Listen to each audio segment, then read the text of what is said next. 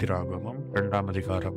லேவியின் குடும்பத்தாரில் ஒருவன் லேவியின் குமாரத்திகளில் ஒருத்தியை விவாகம் பண்ணினான். அந்த ஸ்திரீ கர்ப்பவதியாகி ஒரு ஆண் பிள்ளையை பெற்று அது அழகுள்ளது என்று கண்டு அதை 3 மாதம் ஒளித்து வைத்தாள். அவள் அதை அப்புறம் ஒளித்து வைக்க கூடாமல் ஒரு நாணற் பெட்டியை எடுத்து அதற்கு பிசினும் கீழும் பூசி அதிலே பிள்ளையை வளர்த்தி நதியோரமாய் நாணலுக்குள்ளே வைத்தாள்.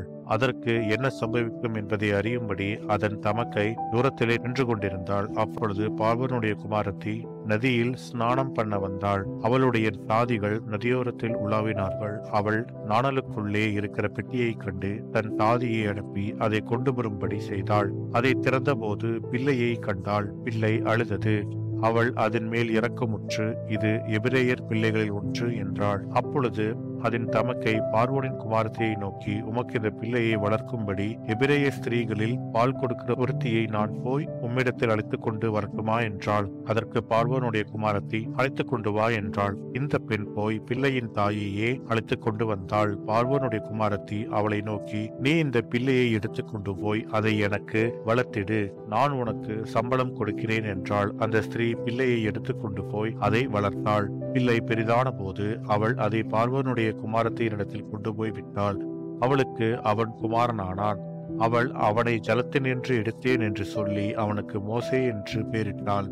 மோசே பெரியவனான காலத்தில் அவன் தன் சகோதரரிடத்தில் போய் அவர்கள் சுமை சுமக்கிறதை பார்த்து தன் சகோதரராகிய எபிரேயரில் ஒருவனை ஒரு எகிப்தியன் அடிக்கிறதை கண்டு அங்கும் இங்கும் பார்த்து ஒருவரும் இல்லை என்று அறிந்து எகிப்தியனை வெட்டி அவனை மணலிலே புதைத்து போட்டான். அவன் மறுநாளிலும் வெளியே போன போது எபிரேய மனுஷர் இருவர் சண்டை பண்ணி கொண்டிருந்தார்கள். அப்பொழுது அவன் அநியாயம் செய்கிறவனை நோக்கி, நீ உன் தோழனை அடிக்கிறது என்ன என்று கேட்டான். அதற்கு அவன், எங்கள் மேல் உன்னை அதிகாரியாகவும் நியாயாதிபதியாகவும் ஏற்படுத்தினவன் யார்? நீ எகிப்தியனை கொன்று போட்டது போல என்னையும் கொன்று போட நினைக்கிறாயோ என்றான். அப்பொழுது மோசே, காரியம் நிச்சயமாக வெளிப்பட்டது என்று பயந்தான். பார்வோன் அந்த காரியத்தை கேள்விப்பட்ட போது மோசேயை கொலை செய்ய வகை தேடினான். மோசே பார்வோன் இடத்தில் நின்று தப்பியோடி மீரியான் தேசத்தில் போய் தங்கி ஒரு துறவண்டையிலே உட்கார்ந்திருந்தான். மீரியான் தேசத்து ஆசாரியனுக்கு 7 குமாரத்திகள் இருந்தார்கள். அவர்கள் தங்கள் தகப்பனுடைய ஆடுகளுக்கு தண்ணீர் காட்டும்படிக்கு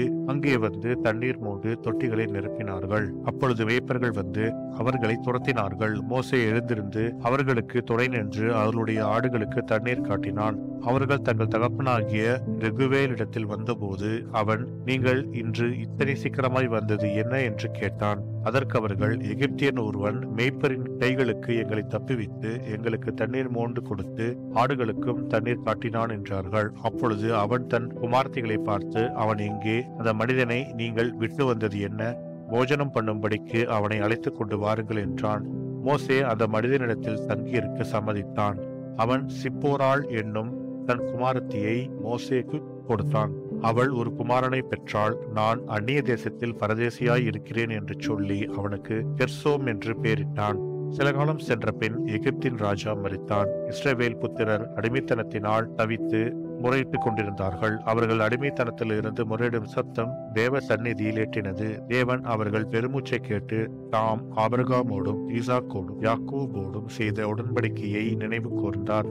தேவன் இஸ்ரவேல் புத்திரரை கண்ணோக்கினார். தேவன் அவர்களை நினைத்தருளினார் என்பதே. ஆமேன்.